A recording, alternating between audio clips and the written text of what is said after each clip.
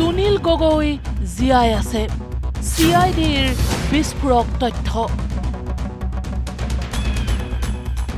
সুধি কৈছে আপোনাৰ বিধৱা সাজ কিয় পিন্ধি আছে এই সাজযোৰ আপোনাৰতো মানুহজন জীয়াই আছে ঢকুৱাখনাৰ ৰহস্যঘন হত্যাকাণ্ডৰ নতুন মূৰ সুনীল গগৈৰ পত্নীক সাক্ষাৎ কৰি CIDৰ IGP সংযুক্তা পৰাশৰে ক'লে সুনীল গগৈ জীয়াই থকাৰ কথা পত্নী পুষ্পা গগৈক সংযুক্তা পৰাশৰে ক'লে আপুনি বিধৱা সাজ পিন্ধি নাথাকিব আপোনাৰ স্বামী জীয়াই আছে কাৰণ মৃতদেহটো জাহাংগীৰৰহে আছিল তেওঁ কৈছে প্ৰথম ঘটনাৰ কথা সুধিলে সুধি কৈছে আপোনাৰ বিধৱা সাজ কিয় পিন্ধি আছে এই সাজযোৰ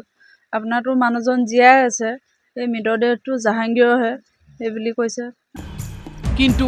CIDৰ শীৰ্ষ বিষয়াগৰাকীৰ এই ভাষ্যত পতিয়ন যোৱা নাই সুনীল গগৈৰ পত্নী পুষ্পা গগৈ সেয়েহে ক'লে মোৰ স্বামী জীয়াই থকাৰ প্ৰমাণ লাগে মোক মই কৈছোঁ যে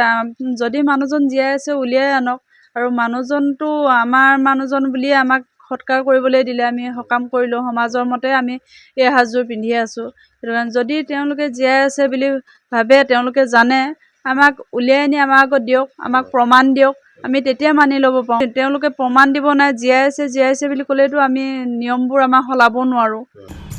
পুষ্পা গগৈৰ মতে যদি তেওঁৰ স্বামী জীয়াই আছে তেনেহ'লে তেওঁৰ সম্ভেদ দিয়ক আৰক্ষী তথা CIDয়ে যদি তেওঁলোকে জীয়াই আছে বুলি জানে তেতিয়া আমাক উলিয়াই দিব লাগে আৰু আমাক প্ৰমাণটো দেখাব লাগে যে জীয়াই আছে আৰু যদি জীয়াই আছে তেওঁলোকে সোনকালে উলিয়াই আনিব লাগে যদি জীয়াই আছে বুলি জানে তেওঁলোকেতো উলিয়াবও পাৰিব লাগে সোনকালে আৰু দোষীয়ে সদায় দোষী যিয়ে নহওক দোষীয়ে শাস্তি পাবই লাগিব ঢকুৱাখনাৰ সেই ৰহস্যঘন হত্যাকাণ্ডত যি মুণ্ডহীন মৃতদেহ উদ্ধাৰ হৈছিল সেই মৃতদেহৰ নামতেই সৎকাৰ কৰি সুনীল গগৈৰ পত্নীয়ে পিন্ধিছে বিধৱা সাজ কিন্তু ইতিমধ্যে DNA পৰীক্ষাত ওলাই পৰিছে যে মুণ্ডহীন মৃতদেহটো আছিল জাহাংগীৰৰ কিন্তু সুনীল গগৈৰ তথ্য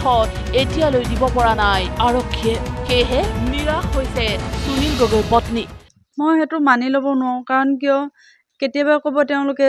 মৃত বুলি কেতিয়াবা ক'ব জীয়াই আছে বুলি মই সেইটো কাৰণে মই এতিয়ালৈকে কেতিয়াও মানি লওঁ যেতিয়ালৈকে মই প্ৰমাণ নাপাওঁ মানুহজন আছে বুলি যেতিয়ালৈকে মই প্ৰমাণ নাপাওঁ মোৰ আগত নেদেখোঁ মই সেইটো কেতিয়াও মানি ল'ব নোৱাৰোঁ এইদৰেই থাকিম মই কেতিয়াও মানি ল'ব নোৱাৰোঁ কিন্তু বাৰম্বাৰ নিৰাশ হৈও আকৌ আশা কৰিছে পুষ্পা গগৈয়ে এইবাৰ CIDয়ে কিবা এটা খবৰ দিব বৰ্তমান পাৰিব বুলি আমি আশা কৰি আছোঁ এতিয়ালৈকে হয়তো আৰু 10-15 দিনৰ ভিতৰত পাব লাগে বুলি যদি নাপায় আৰু তাৰ ভিতৰত আমি আশাটো কৰাটো বৰ ভাল নহ'ব বুলি ভাবোঁ কাৰণ কিয় আৰক্ষীয়ে আমাক এমাহ দিন আশা দিয়ে ৰাখিলে কিন্তু একো উত্তৰ দিব নোৱাৰিলে সেইটো কাৰণে এতিয়া আমি তেওঁলোকৰ ওপৰতে ভৰসা কৰি আছোঁ তেওঁলোকে উত্তৰ এটা দিব বুলি আমালোকে আৰু 10-15 দিনত তেওঁলোকৰ পৰা কিবা এটা পাম বুলি আশা এটা কৰিছোঁ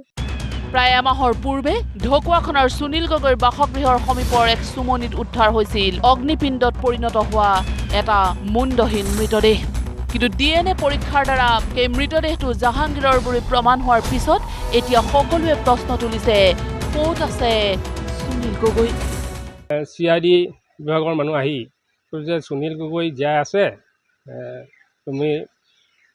বগা সাজটো ত্যাগ কৰা এই কথাটো লৈ পেলাই আমাৰ সন্দেহ আছে গতিকে তেখেতলোকে মানুহ বিচাৰিব লাগেনে নে প্ৰকৃত দোষীক বিচাৰিব লাগেনে আৰু কিয় মানুহগৰাকীৰ ওচৰলৈ আহি পেলাই এনেই মানুহগৰাকী মতিভ্ৰম কৰিবলৈ বিচাৰি আহিব লাগে এইটো আমাৰ সন্দেহ হৈছে গতিকে মানুহগৰাকী মতিভ্ৰম কৰিবলৈ আহিছে ঢকুৱাখনাৰ নিচিনা এখন পুণ্যভূমিত এনেকুৱা এটা ভয়ংকৰ ঘটনা হোৱা আজি ঢকুৱাখনাবাসী আজি চেতিয়াগাঁও বা নাহৰণি বুলি কথা নহয় আজি গোটেই অসমৰ কাৰণে ই এক লজ্জাজনক ঘটনা গতিকে তাৰ কাৰণে উপযুক্ত শাস্তি দোষীয়ে পাব লাগে গতিকে দোষীক অতি সোনকালে কাৰ্য কৰাটো আমি কামনা কৰোঁ